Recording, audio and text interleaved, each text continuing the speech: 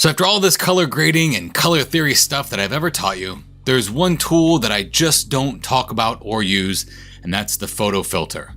And up until now, I've never really understood why. Today, I want to take a dive into what the photo filter is, what it does, and why I don't use it.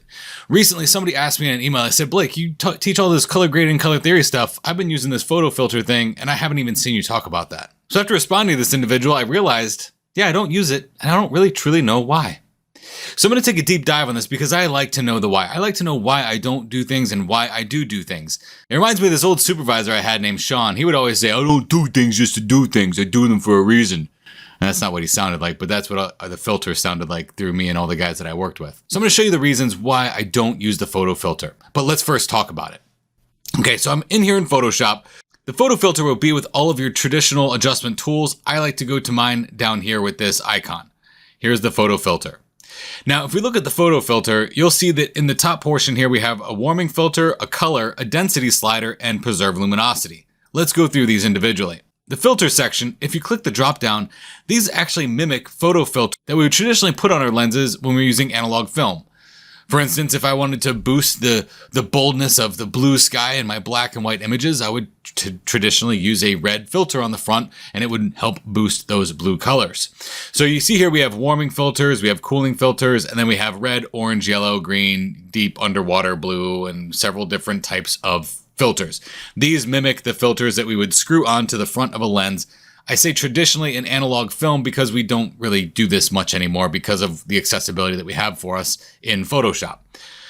So the next thing is color. Here we can select our own individual color. And this is where the question came about from the individual. They said there is a color section in the photo filter. Why would you use a solid color versus just using the color in the photo filter?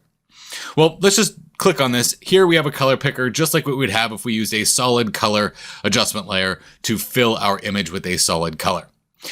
What you can see here is that the density slider is how strong or how present that color is going to be on the image, how intense it's going to be, essentially.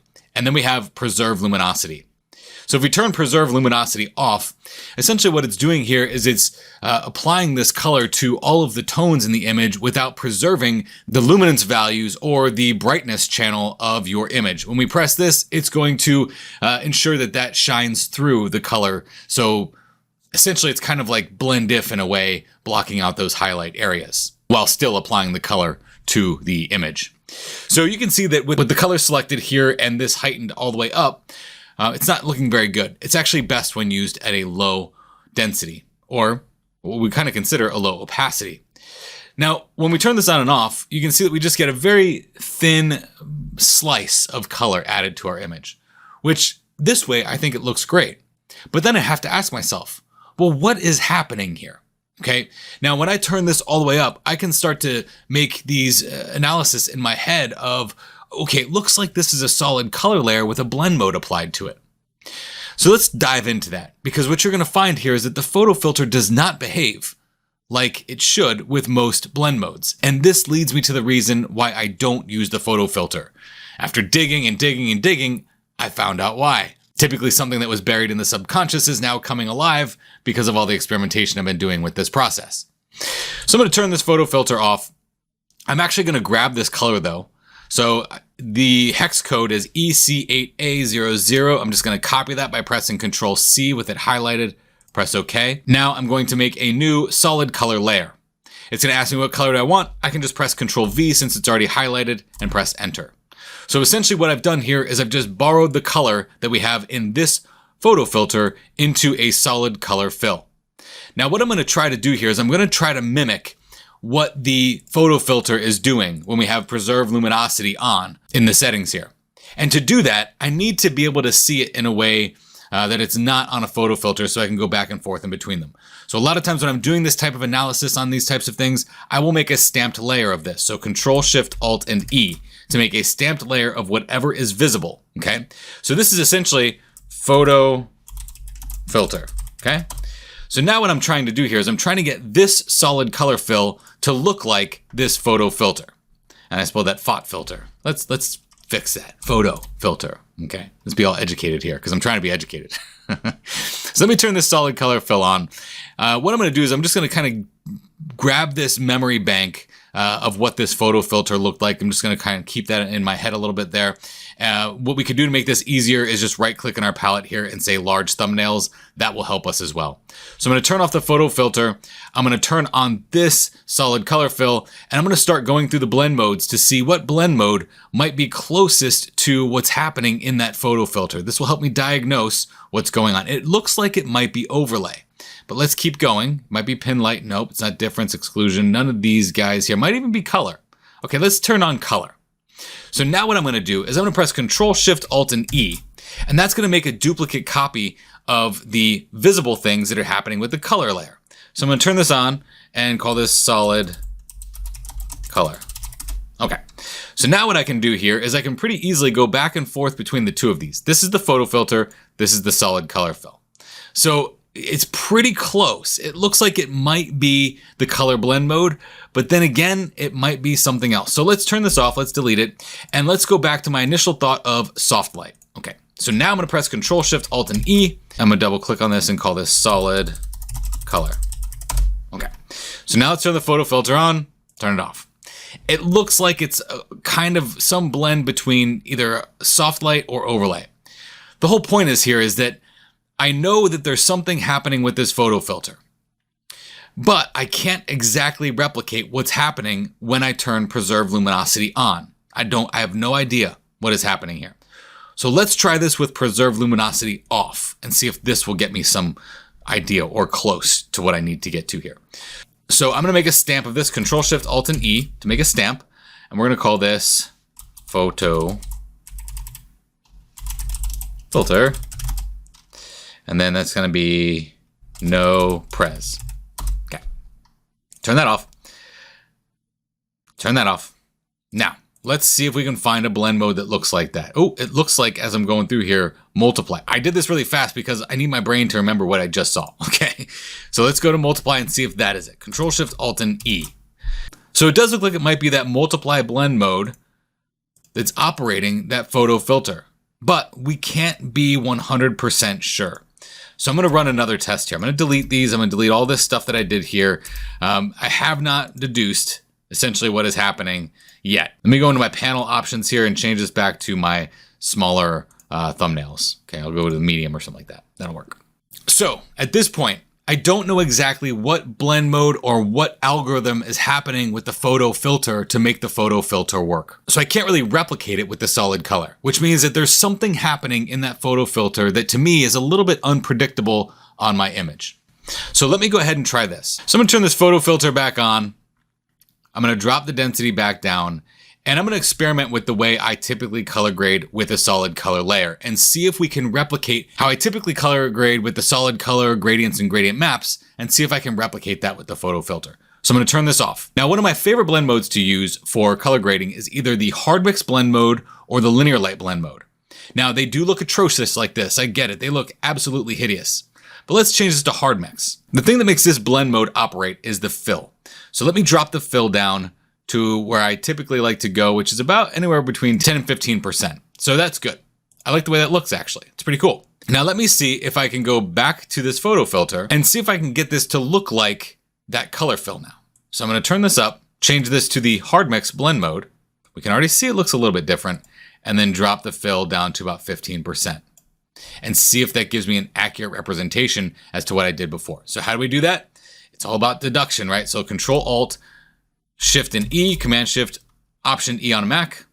This is going to be our photo filter hard mix. Okay. Turn these both off, turn this on, Control Shift Alt and E. This is going to be color fill hard mix. So let's go ahead and take a look at our image here. So this is going to be our color that we have with our color fill with our hard mix blend mode. And this is going to be the photo filter with the hard mix blend mode. Now, I think this actually looks pretty cool, but it's not predictable. I can't figure out why this is dark around this area with a slight hint of color, and this has a lot of color to it.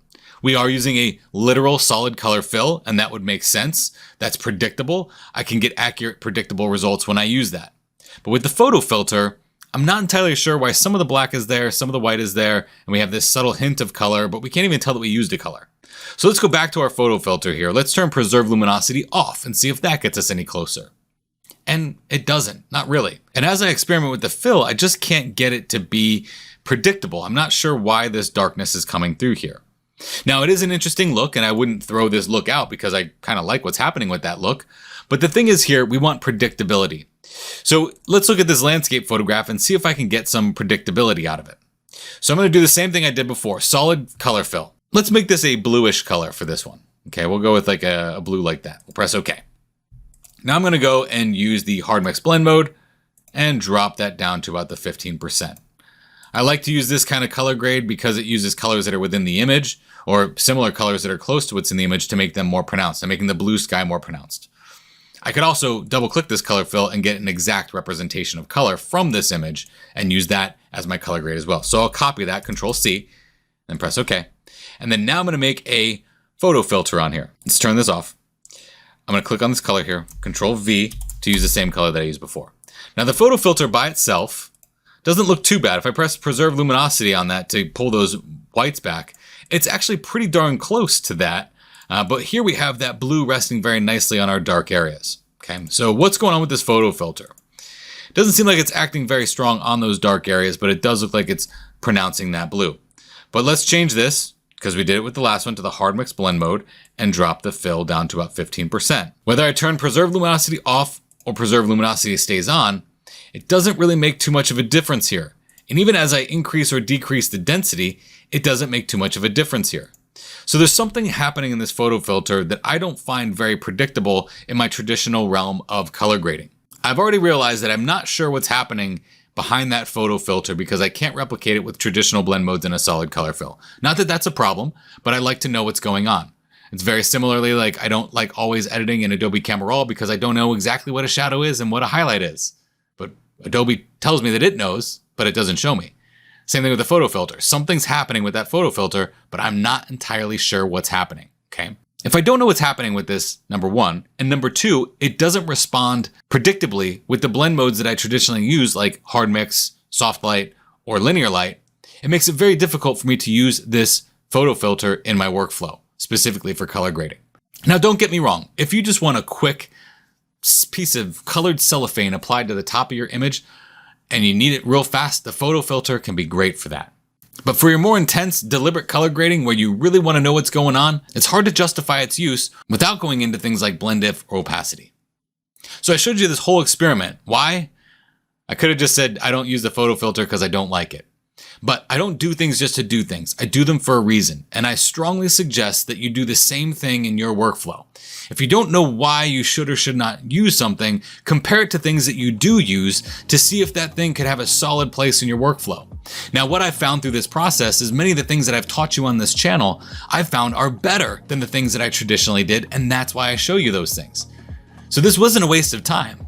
This is something that you can use in your workflow to deduce whether you should be using something or not. Thank you for taking the time to watch this video. I do sincerely appreciate it. If you haven't done so already, please consider subscribing. I like to take very difficult things in Photoshop and make them seemingly simple so that you can use them in your workflow today.